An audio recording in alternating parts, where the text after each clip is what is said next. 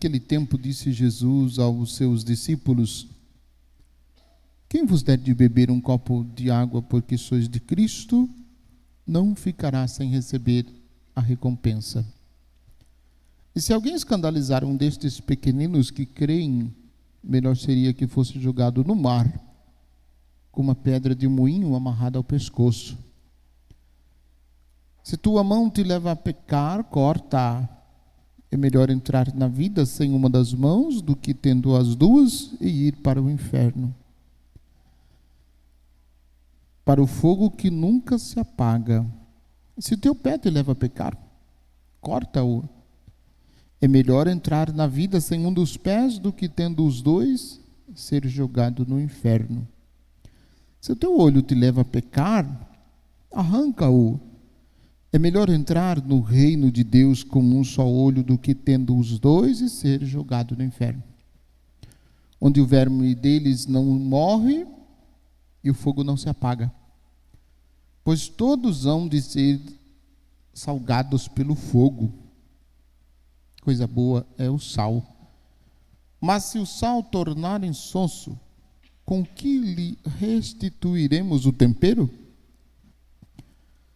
Tende, pois, sal em vós mesmos, e vivei em paz, uns com os outros.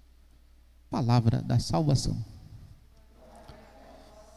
Que as palavras do Santo Evangelho perdoem os nossos pecados. Podem sentar um pouquinho. Alguns textos que eu acho que eu já falei, se a gente pudesse rasgar a Bíblia, dizer que eles não existem, era mais fácil, né? Porque aí a gente não teria que confrontar a nossa vida.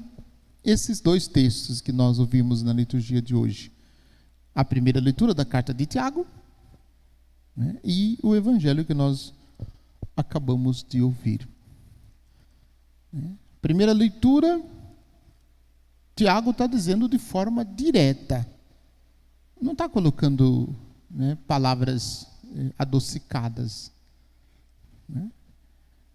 E agora, ricos, chorai e gemei, porque por causa das desgraças que estão para cair sobre vós. E aí vai descrevendo. Por isso digo que não é uma interpretação ou uma aplicação do texto voltado para as pessoas ricas. Não. Ele cita: vossa riqueza está apodrecendo, vossas roupas estão carcomidas pelas traças, vosso ouro e vossa prata estão enferrujados, e a ferrugem deles vai servir de testemunho contra vós e devorar vossas carnes como fogo. Então, não é um faz de conta, vamos dizer que é. Não, é diretamente. Por quê? Porque nesta perspectiva, Tiago está refletindo aqueles que fizeram da riqueza o seu Deus. Da riqueza o seu Deus. Se colocar a esperança nas riquezas, nos bens materiais, vai se frustrar, para não dizer outra palavra mais difícil, que Tiago não disse se frustrar, Tiago diz outra palavra mais forte. Se nós fazemos do nosso Deus a riqueza, né, nós estamos perdidos. E todos aqueles que fazem da riqueza o seu Deus estão perdidos. E estão perdidos conforme diz aqui, vão queimar no fogo do inferno. Ricos que têm na riqueza o seu Deus, como também os pobres que se acham que são ricos e que se apegam a coisas materiais. Se amam coisa material mais do que a Deus, o fim está reservado. O fim já está garantido. E é preciso a gente ter um coração desapegado. É este o desafio. Este é o desafio que Tiago vem nos exortando esta semana. Nós estamos no capítulo 5 da carta de Tiago. Ele vem nos exortando esta semana. Então é preciso a gente decidir verdadeiramente e radicalmente por Deus. Deus precisa ser a nossa maior riqueza. Mas não da boca para fora, porque a gente decide por Deus e decide fazer de Deus nossa única riqueza, mas muitas vezes da boca para fora. E estamos apegados a uma série de coisas materiais. Um exemplo que eu já dei. Que vê como nós também somos apegados às coisas materiais. Olhando lá o seu guarda-roupa, a sua estante de sapatos, né? Quantas peças de roupas e de sapatos existem lá que você não usa mais? Está lá. Sapatos. Parece centopeias. Tem 50 pares de sapatos. Só tem dois pés. Onde vai colocar 50 pares de sapato? Por que está lá? Roupa. 300 camisas. 150 está lá no guarda-roupa, faz 3 anos que a gente não usa. Por que 150 camisas? Vai usar 150 camisas? Nem se usar uma por dia. Claro que a gente usa uma por dia, né? Acho que a gente não usa roupa, né, suja no dia seguinte. Eu acho, não sei. Pode ser que... Mas por quê? Por que a gente tem tanto lá? Alguns, a gente até diz, essa camisa é tão bonita, eu gosto dela tanto. Mas, infelizmente, ela não serve. Mas eu ainda vou me colocar dentro dessa camisa. Um dia ainda essa camisa vai servir. Aí fica lá. E será que serve? Será que um dia vai acontecer de servir? A gente até brinca que algumas o pano encolheu, né? Mas um dia, quem sabe o pano vai esticar de novo, vai servir. Não serve, vai ficar lá. Eu estou dizendo de coisas simples, sem contar, né, o que o Tiago diz aqui das injustiças cometidas, né, aos trabalhadores, o salário dos trabalhadores que ceifaram os vossos campos, que vós deixastes de pagar. Isso está gritando, e o clamor dos trabalhadores chegou aos ouvidos do Senhor Todo-Poderoso. Eu repito, é direto, não é um faz de conta, não é um erro de texto, não é um erro de interpretação, não, é direto. Como aqueles ais das bem-aventuranças de Lucas, né? Bem-aventurado vós os pobres, ai de vós os ricos. É direto. Por quê? Porque quando formos chamados desta terra para estarmos diante de Deus, nada do que nós adquirimos aqui nós vamos levar. Absolutamente nada. Deixaremos tudo para trás. E ainda corremos o risco de, por causa dessas coisas, sermos lançados no fogo do inferno. Como diz o texto do Evangelho. Para a gente se livrar destas situações que nos afastam de Deus. O texto começa de forma bonita, né? Quem der de beber um copo de água porque sois de Cristo, não ficará sem receber a sua recompensa. Se alguém escandalizar um destes pequeninos que crer, melhor seria que fosse jogado no mar, com uma pedra de um moinho amarrada no pescoço. Escândalo. É preciso a gente se perguntar, será que muitas vezes nós não estamos sendo causa de escândalos para as pessoas? E às vezes causa de escândalo por conta de um contra-testemunho. Por causa de um contra-testemunho. Que muitas vezes a gente até pensa assim, mas não tem problema, é só um pouquinho, é só uma vezinha. Aí um que está com a fé, com a espiritualidade meio bagunçada, vê olha a gente fazendo certas coisas, olha a gente tendo certas atitudes, pronto. Olha lá, vai na missa todo dia, todo domingo, não sai da igreja, vive rezando, e olha o que está fazendo. Olha o que está fazendo. Então a nossa conduta, né, diante disso é uma realidade que nos desconcerta, né? Nós precisamos ter uma conduta coerente com aquilo que nós dizemos acreditar, coerente com o Evangelho, né? Aí vem as situações de pecado, né? Se tua mão te leva a pecar, corta, né? A gente precisa cortar, claro, se a gente for levar isso ao pé da letra, né, a gente fica sem mão, sem pé, sem braço, sem olho, sem orelha, corta tudo, né? Fica tudo deformado, né? Porque com certeza, né, essas descrições já aconteceu, mas cortar as ocasiões que nos faz pecar, cortar as ocasiões que nos faz pecar, e a gente sabe exatamente quais são as situações que nos levam distante de Deus, que nos afastam de Deus, ou não sabemos? Claro que sabemos, a gente sabe, né? Mas a gente também gosta, né, de ficar de mãos dadas com o pecado, né? Porque se pecado fosse, né, sentar em cima de uma chapa quente, ninguém pecaria, porque vai sentar em cima de uma chapa quente sabendo que vai queimar? Não vai, né? Mas o pecado não é assim. Ele tem uma aparência boa no começo, né? Ele fica amargo depois, mas tem uma aparência boa no começo.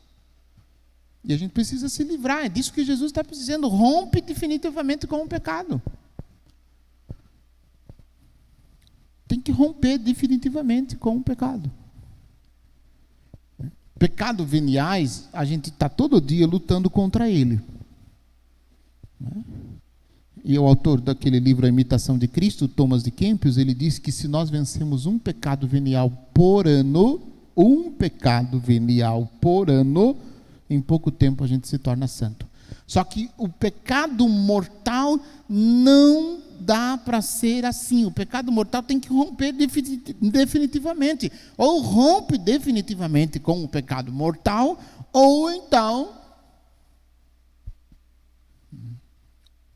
3 pontinhos. Conclua você a frase. Pecado mortal não dá para negociar, não. Tem que romper, tem que cortar, tem que fazer, tem que se afastar. Porque senão vai nos condenar. Vai nos levar para o fogo que não se apaga, onde o verme deles não morre e o fogo não se apaga. Aí tem um versículo misterioso, né? Versículo 49 e 50 diz assim: mas todos hão de ser salgados pelo fogo. Todos hão de ser salgados pelo fogo. E se todos hão de ser salgados pelo fogo, como que a gente lida com isso? Como a gente entende isso? Como a gente vive isso? Então, existe o fogo do inferno, que não se apaga, existe o fogo que queima, né, por tempo determinado, né, e existe o fogo, né, que queima, né, de algum outro modo também. Que, né, este fogo que por tempo determinado, o padre pode dizer, né, o purgatório, segundo ensina a fé católica, né? Que o purgatório é a purificação, né, para que a gente possa contemplar a Deus face a face, né? Aqueles que cometeram pecados mais pesados, vamos dizer assim, aquele que o grau de pecado é mais forte, o fogo do purgatório também vai ser mais forte, né? E aqueles, né, que passarão lá, que têm pecados, né, precisam ser purificados, que são leves, passarão, o fogo é menor e passarão menos tempo, né? E tem o fogo do amor divino que nos purifica também. Por isso todos irão ser salgados pelo fogo. E aí o texto termina: coisa boa é o sal, mas se o sal tornar insonso, quem vai lhe restituir o tempero? Ou seja, isso traduzido, né, de forma, né, mais aprofundada, significa: se alguém tirar do sal a propriedade de salgar, quem vai devolver o sal a capacidade de ser sal? Não sei se explicou, acho que ficou mais difícil. Se alguém tirar do sal a capacidade de salgar, não dá mais para devolver. Não é que com que salgaremos. Quem vai devolver o sal a capacidade de ser sal? Portanto, também para nós cristãos, se nós perdermos a capacidade de sermos cristãos, quem vai devolver isso para nós? Não se pode mais devolver. E aí a consequência disso será o fogo eterno. Não é que Deus, não é que Deus vai mandar alguém para o inferno, não. Deus não vai mandar ninguém para o inferno. O diabo também não. Ele quer que muita gente vá para lá. Mas ele não pode mandar ninguém para lá. A gente, individualmente, não pode mandar também os outros para lá, para o inferno. Individualmente, a gente não pode mandar. Os outros não, a gente pode mandar a gente mesmo. Se não nos convertermos e não fazermos o que Deus nos pede, se não arrancar do nosso coração tudo aquilo que é pecado, a gente corre o risco de ir para lá. E vejam, a fé católica diz: aqueles que estão no purgatório, eles verão a Deus. Eles estarão no céu.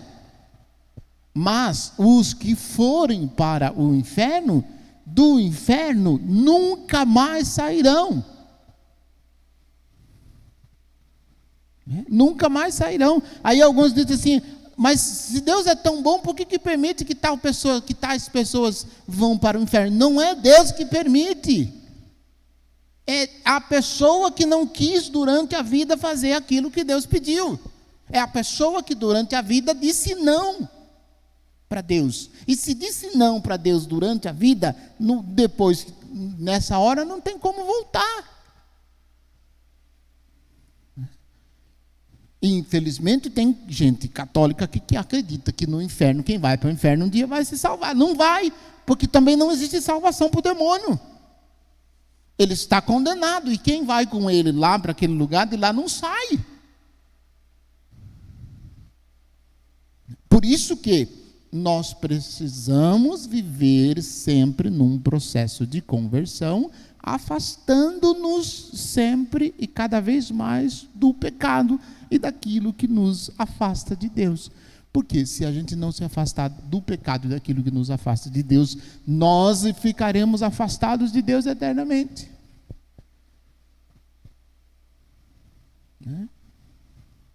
E aí não vai adiantar a gente dizer: como seria bom se um dia eu tivesse ouvido isso lá na terra, que essa realidade era uma realidade eterna. Você ouviu, você que não prestou atenção. Você que não prestou atenção. Então, cuidemos da nossa salvação, de nos livrar de tudo aquilo que pode nos afastar de Deus. Porque viver eternamente longe de Deus será uma realidade muito triste, muito triste. E tudo aquilo que Jesus fez por nós não terá, significado, não terá valido a pena se nós fizermos a opção de continuar dizendo não para Deus. É claro que no período da Quaresma, que nós iniciaremos na próxima quarta-feira, nós iremos tocar muitas vezes de novo nesse assunto. Até o final da Quaresma vocês vão me ouvir umas 50 vezes falando sobre esse assunto de novo. Eu vou insistir bastante nisso, para que a gente busque com confiança a nossa conversão, para podermos agradar a Deus com nossas palavras e com nossas ações. Louvado seja nosso Senhor Jesus Cristo, para sempre seja louvado.